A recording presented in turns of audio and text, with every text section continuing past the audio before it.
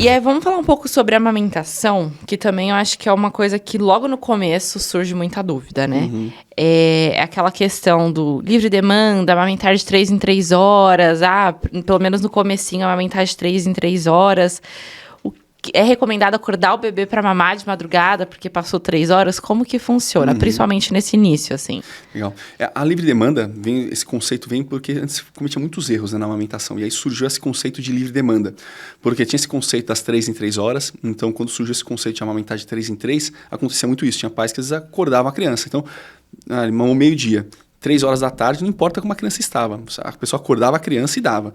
Às vezes deu 6 da tarde, a criança não estava com a menor vontade de mamar e estava acordada. E a mãe ia lá e dava o peito. Às vezes, com 2 horas, a criança estava louca para mamar, porque é um dia quente, e ela queria se hidratar, e falou, não deu as 3 horas ainda, espera as 3 horas. Então, o conceito de 3 em 3 horas causou muito problema, e aí surgiu o conceito de livre demanda. Que a livre demanda é o mais importante para quem tem filho, que é olhar para o próprio bebê, né? Então, como que seu bebê reage? Qual que é a demanda dele? O quanto que ele precisa naquele momento? E você vai, agora você já acostumou um pouco isso, você vai acostumando o ouvido em relação ao choro, a forma de solicitar. Você fala, nossa, agora eu sei que isso aqui ela tá com fome, eu sei se esse momento ela tá irritada por sono, né? Então é legal, porque o conceito de livre demanda vem daí. Então qual que é a ideia? Eu tô olhando pro meu bebê, tô vendo qual que é a demanda ali de amamentação. Às vezes a amamentação não é só nutricional, às vezes a criança tá com uma cólica, às vezes ela tá sentindo uma dor, então às vezes ela quer aquele acalento para poder mamar, às vezes ela tá com sono, às vezes ela quer, ou ela pega o peito porque ela tá com sono, e isso não é o melhor cenário, né? Mas muitas vezes o choro é por isso, né? Então você deixa na demanda da criança, que pode extrapolar as 3 horas. Isso pode acontecer. E aí, para você ficar tranquilo em relação à livre demanda, o que é mais importante? Estar acompanhando com o pediatra.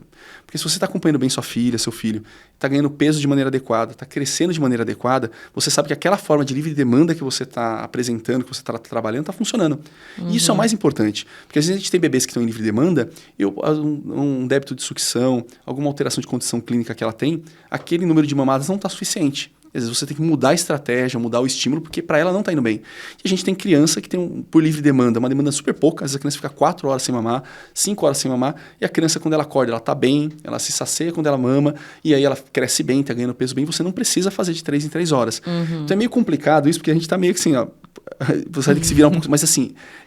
cada criança é diferente, e é um grande momento da mãe olhar pro bebê, né? Tipo fala assim, nossa, quanto que minha bebê precisa? Então, é lógico, se aquela bebê tá extrapolando muitos horários no começo, é um problema, porque geralmente o bebê recém-nascido, ele mama entre 2 e 3 horas, é o momento que ele pede para mamar. Então, esse é o mais adequado. Poxa, se eu tô acompanhando com um pediatra, que tá vendo todo mês, o peso tá adequado, a minha estratégia tá funcionando. E por que a livre demanda é interessante? Porque a livre demanda é aquele processo de adaptação até que a mulher produza o leite que o bebê precisa, na quantidade que ele precisa, e o bebê adapte-se a mamar de maneira mais adequada e mais eficiente.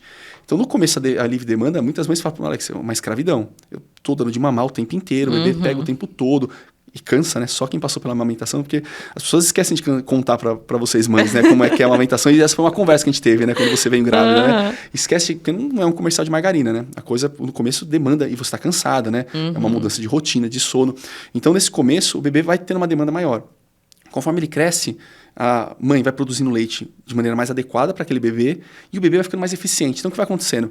Naturalmente, as mamadas vão ficando mais espaçadas, o bebê vai ficando mais confortável e menos agitado com a questão da fome, ele vai dormir melhor e ele vai acabar adaptando essas mamadas na rotina. E acaba entrando numa rotina muito próxima de 3 em 3 horas. E aí, se eu tô indo bem.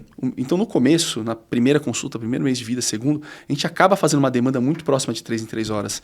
Então, à noite, raramente um recém-nascido vai dormir mais do que isso sem demandar a amamentação.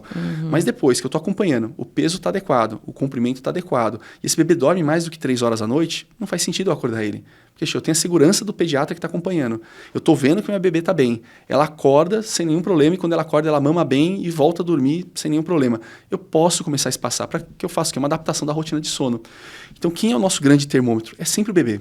O bebê que mostra pra gente se o que a gente está fazendo está adequado ou não. Aquele bebê que está sempre irritadíssimo, está pegando o peito de 1 em 1 hora, poxa, o que está acontecendo com ele? Por que ele tem essa demanda?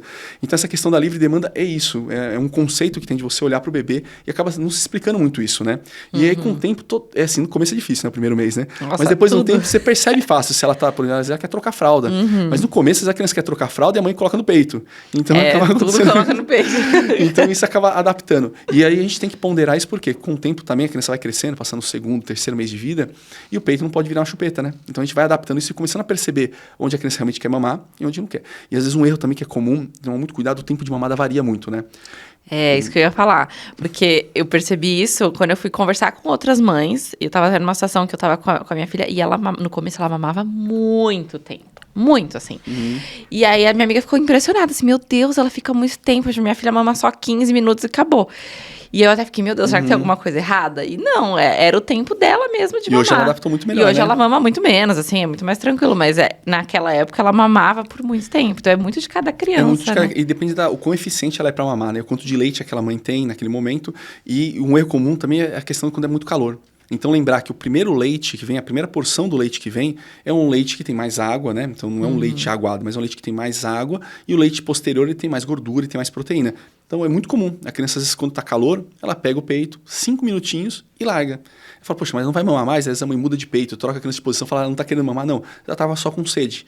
Ela melhorou, passou a sede dela e pronto, ela vai mamar de maneira mais eficiente depois. Por isso que o rodízio com o peito, de trocar de um lado para o outro, mudar, é importante, porque às vezes a criança não terminou uma mamada de um lado, ela tem que terminar daquele lado, aí você passa para outra mama para evitar empedramento e tudo mais. Então isso é um cuidado que tem que ter, porque às vezes a mãe fica desesperada. E é muito diferente uma criança para outra. E a voracidade é diferente, né? Principalmente meninas, às vezes tem uma voracidade muito maior, então são muito mais eficientes para mamar, né?